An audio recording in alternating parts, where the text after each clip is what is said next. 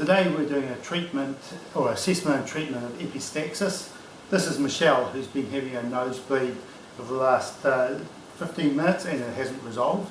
So Michelle, what I'd like you to do is just lean forward a bit, pinch the fleshy part of your nose there, so that we're going to try and occlude Little's area and put pressure on that and see if we can stop the bleeding that way.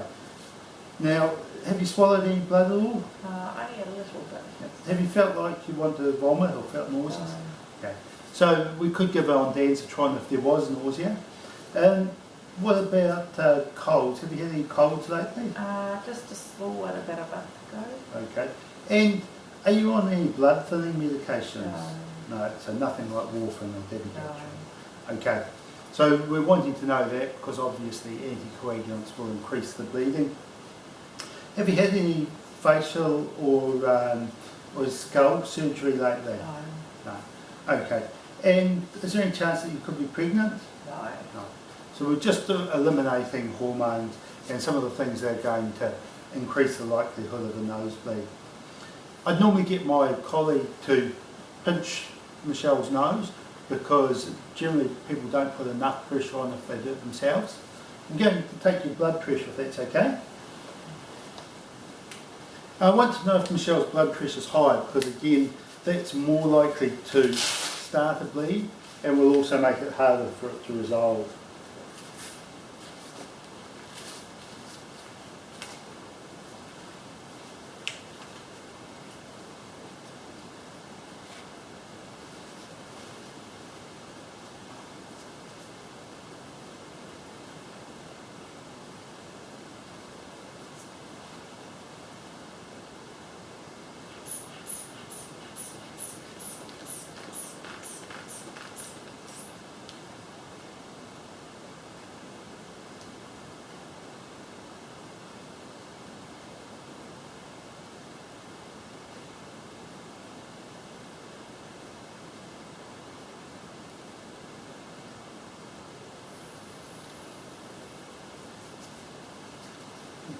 So Michelle's blood pressure is 128/84. So because the bleed hasn't resolved, we're going to give Michelle intranasal adrenaline. We're going to dilute that to 1 to 10,000. 1 to 10,000. Okay. And we'll be administering that through a mag. So,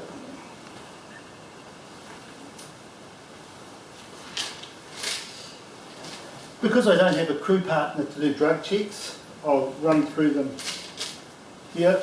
So,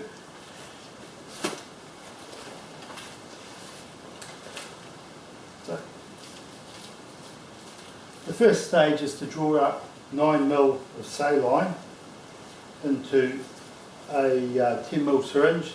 So I've got saline, expires May 20.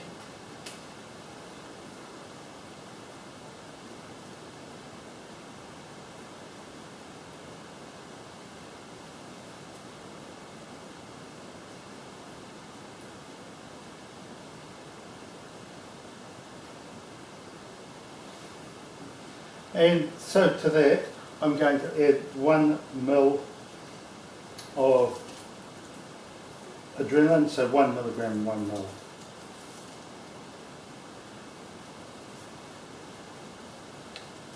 Just checking, adrenaline, 1 milligram and 1 ml, expires 12/20.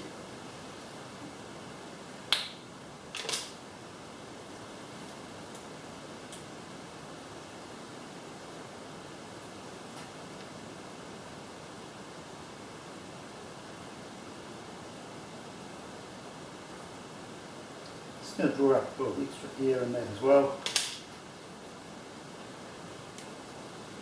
I can invert that and mix it through. Over here.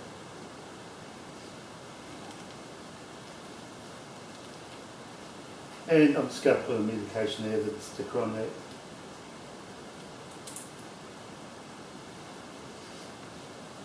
Right, so I'm going to draw 2 mils of that into a 3 ml syringe. the reason I'm using a 3 ml syringe is it means that I won't give more than the 2 ml, and also the smaller syringe increases the pressure and helps the drug atomise going through the mag. So 2 ml. How you going then, Michelle? Okay.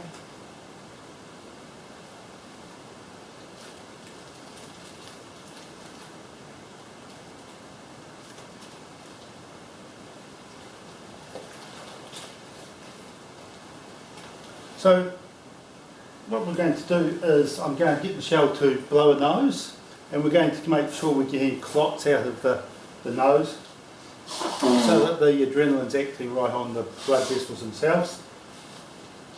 And we insert this up here, make sure it's a good pump, and then we plunge rapidly to make sure that we get full atomisation. Because it's not indicated, I'm just going to there.